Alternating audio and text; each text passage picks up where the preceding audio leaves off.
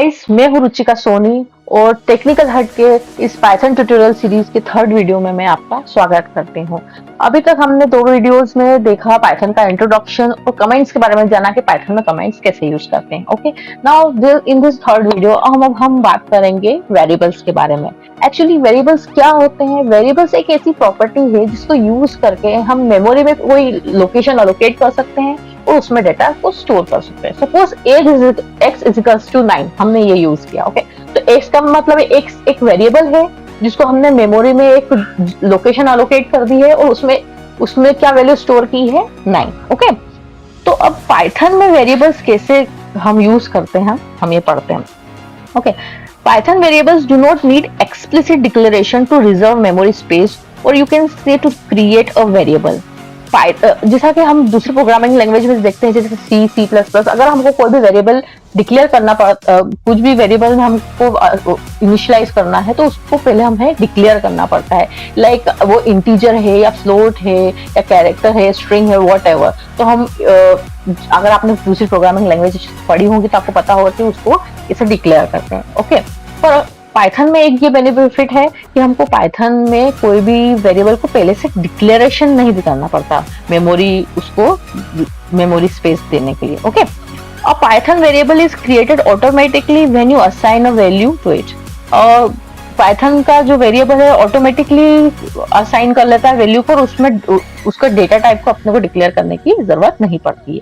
The equal sign is used to assign the values to the variables. Okay, ये तो clear होगा आपको। The operand to the left of the equals operator is the name of the variable and the operand to the right of the equal operator is the value stored in the variable. जो operand अगर यहाँ पे देखें तो ये क्या है? ये नेम ऑफ द वेरिएबल है और ये उसकी वैल्यू है। ओके, तो ये क्या किया है यहाँ पे?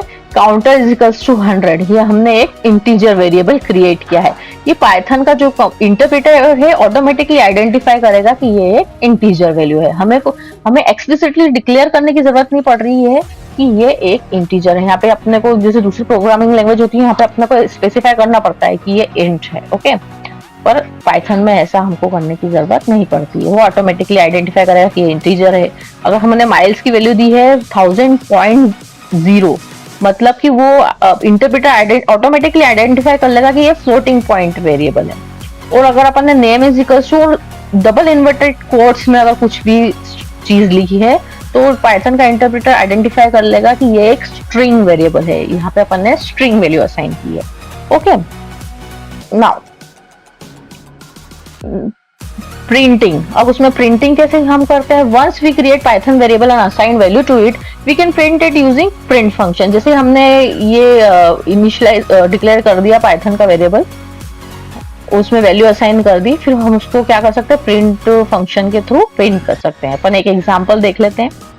ऑलराइट, अब कोडिंग करके हम देख लेते हैं। यहाँ पे लाइक अपन ने क्या क्या, x इज इक्वल्स टू 99 एक वैल्यू अपन ने करी है इनिशियलाइज, और ये तो हो गया इंटीजर। अब अपन फ्लोट भी ले लेते हैं, floating point value y is equals to 10.0, और अपन एक स्ट्रिंग भी ले लेते हैं, z is equals to, string में कुछ भी नाम ले लेते हैं लाइक टेक्निकल हट। ओके, अब अगर इन वेरिएबल्स को हमें प्रिंट करना होगा तो हम क्या यूज करेंगे? सिंपली प्रिंट फंक्शन, उसके अंदर वेरिएबल का नाम, वो ऑटोमेटिकली वैल्यू को प्रिंट करेगा। Okay, print function y and the next is print function, this is z.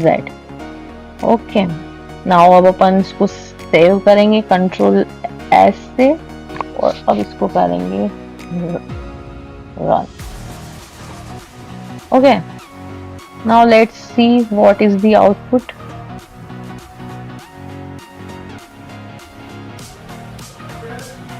या ये पहले मैंने ऊपर रुचिका प्रिंट किया था तो रुचिका आ गया। आफ्टर दैट जो भी वैल्यू इनिशियलाइज की एक्स वाई जेड की वैल्यू हमने यहाँ पे प्रिंट की है, तो एक्स वाई जेड की वैल्यू ऐसी की ऐसी यहाँ पर प्रिंट हो गई है। दिस इज x इज 99, अपन यहाँ पे प्रिंट x करा तो x की वैल्यू क्या है? 99, तो यहाँ पे प्रिंट हो गई।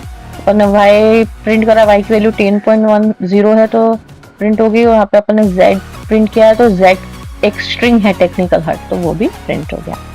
तो ये थे पाइथन के वेरिएबल्स, कैसे हम उसको इनिशियलाइज करते हैं, कैसे प्रिंट करते हैं। ऑलराइट, नेक्स्ट वीडियो में हम पढ़ेंगे डेटा टाइप्स के बारे में। डेटा टाइप एक बहुत ही इंपॉर्टेंट टॉपिक है, और आगे से जो भी वीडियोस आने वाले हैं वो बहुत ही इंपॉर्टेंट रहने वाले हैं। तो अगर आपने मेरे चैनल को सब्सक्राइब नहीं किया है तो प्लीज मेरे चैनल को सब्सक्राइब कीजिए, ताकि आपको मोर अभी एडवांस जो आगे जो इम्पोर्टेंट वीडियोस हैं वो आपको मिलते रहें, नोटिफिकेशन भी आपको मिलता रहे। Thank you so much.